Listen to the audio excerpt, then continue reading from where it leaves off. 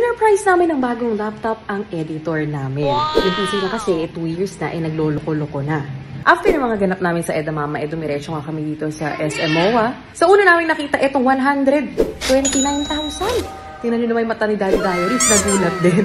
So, hindi namin carry yan. Naghanap kami ng mas mura-mura, medyo mababang specs. At eto na nga, yan ang nabili namin. Hindi naman ako masyadong techie, pero sabi nila, malupit na rin daw naman yan pagdating sa editing. Malaki-laki rin yung discount na nakuha namin.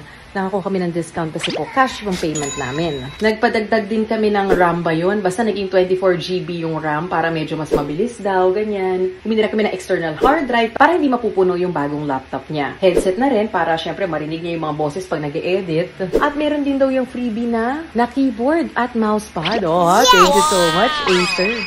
Acer ba o Asus yung pinagbilan natin? Ay, nakakatuwa lang no, nababalikan dati kasi nung pandemic, 2020, wala kaming editor. So, nung nasira yung laptop namin ni Daddy Diaries na pang-edit, naghahanap kami sa SM.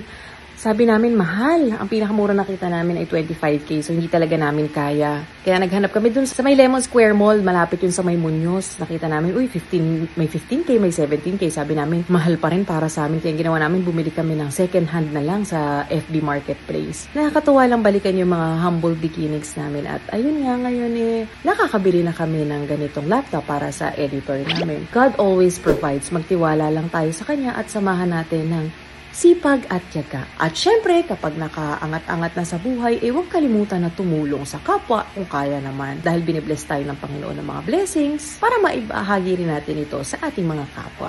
Yun po, maraming salamat. Stay safe and God bless. Bye!